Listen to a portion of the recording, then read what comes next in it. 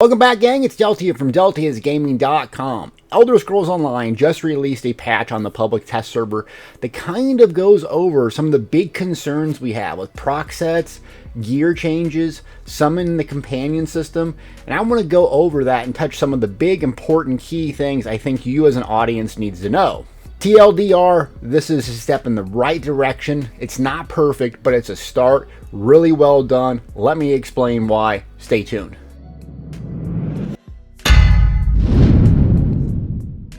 So I'm not going to cover every single thing in these patch notes. Look in the description below. There will be a link to these if you want to read them in their entirety, along with timestamps. So what I'm going to do is start here, combat and gameplay. I'm going to scroll down to what I think is the most important and impactful changes, itemizations and new sets. Okay, if you didn't watch my previous video about proc sets, how it was, they essentially put a value right here on weapon damage and spell damage required to make proc sets hit as hard as they are currently on the live server. Essentially what this means is you had to pump weapon or spell damage for proc sets. So things like Salines or the Vatashram 2H and so on. This was their new way of scaling it to see if they could kind of lower the damage and have you run proc sets with a trade-off. So you shouldn't be able to run 3 proc sets, hold a button, and light attack or heavy attack and kill someone instantly. So this is a huge adjustment. Sets that use weapon and spell damage now require 6,574 in order to reach their original value. Is this perfect? No, but I got to call a spade a spade. They listened. But you got to understand the developers have to balance this for PvE endgame, for the casual player just doing questing, and the hardcore PvPer. It's very hard and complex, and I think this is a great step in the right direction. It kind of goes over the other ones, which the other ones based on max magic were more healing related, and I think those were tuned pretty appropriately at 39,000, so you can only see a 4% reduction here. So some other big changes to item sets. This is a huge positive change in my opinion. Crimson Twilights. If you play MMR high level, you're going to see this glowy red circle or pink in my screen everywhere. People run this all the time. Super overtuned set. Another super powerful set, Explosive Rebukes, and also Unleash Terror. So basically 3 of the major proc sets that almost everyone's using got reduced big time. So Crimson, 44%, Explosive Rebuke, they made it apply burning, and that's 42% less, Unleash Terror, 46% less. Meaning, they kind of handled proc sets in a couple of different ways. There's a couple others that people are running, like Oblivion's Foe and some other ones. We'll always have one major new cool meta proc set, but they slapped these down, making it so you don't see just this on your death recap. I think it's a good change. Combined with the weapon and spell damage scaling, should be a real positive change. Speaking of itemization, we're going to go over the Mythics. I had some major concerns about them, thinking they were a bit overtuned. Again, good changes.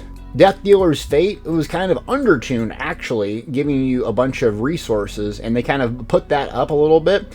So hopefully more people will use this if you like a big resource pool. I think it's a good one piece now with Mythic. Gaze of Sithis, this was massively overtuned, especially for PvP, allowing you basically not to block and get a massive, huge advantage. So they reduced the max health down by a significant margin, reduced the max armor down by 6,000, and they increased the health recovery. So I think this is a good change. Is it going to be required? That's the biggest thing I was worried about, is making it you'd almost have to run this one piece. I don't think so. I think what it is now is it's a unique, good one piece that you could probably use.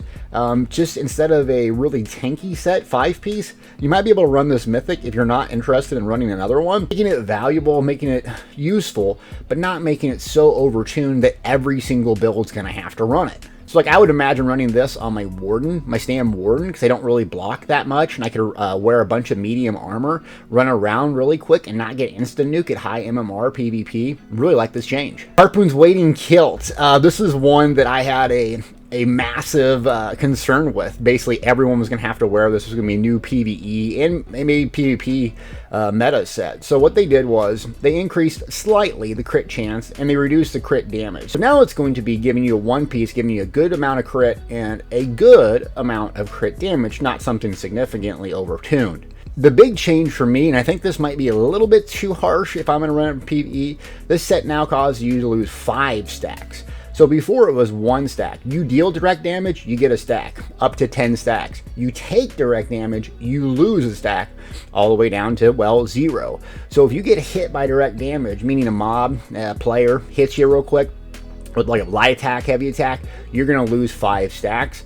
So I don't know about this per se, might be a little bit too rough, but at least it's not over-tuned, so good balancing. Some other important tests and changes, companions performance testing. So I had some concerns with how companions would affect the live server. Usually, per instance, there's a certain threshold of information, and I'm not a server expert, this is kind of what I've observed playing a million MMOs, is that once you hit like, let's say 150 players, the game would essentially create a new instance. So you'd have Kragorn 1, 2, 3, 4, and so on, depending on how busy it is. I'm really concerned and interested on how companions impact that. Are you going to see significantly less players because everyone has their companions out? Is it not going to affect the server the exact same? So hopefully we can get on and test this and push a little bit of zones performance-wise and see exactly how this works out.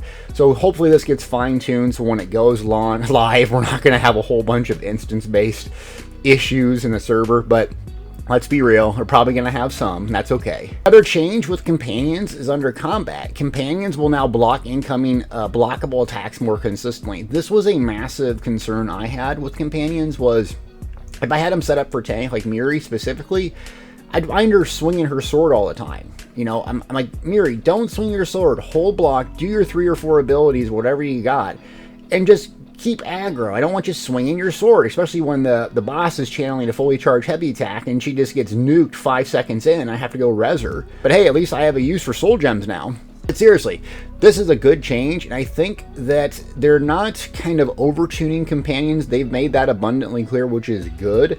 I just wish they would survive a little bit more, and maybe this will help, especially if you set them up for tank. Just being able to hold that block more consistently, or actively blocking when you see a big, huge, fully charged heavy attack, to make me more likely to use them in a lot of combat situations. Also, fix an issue when cause some healing abilities to not properly target companions. One of my videos, I was doing Skyreach with my companion, grinding it to kind of see the experience gained per hour, and I was just sitting there spamming Breath of Life on the companion, wouldn't heal it. I'm like, am I missing something?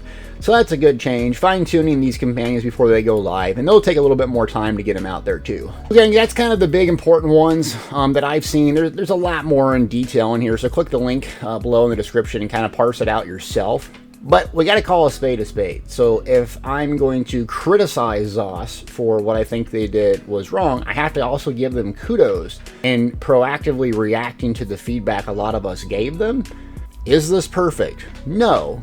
But life isn't about perfection, it's about progress. I think this is a step in the right direction, and I'm really looking forward to the way the game moves, and hopefully we can get into a little more testing when this thing launches in June, maybe a little bit more fine-tuning, and it's going to be an ongoing thing, but I'm really liking the direction of Blackwood Chapter, and I think it's going to launch and be a massive success. Thanks for watching.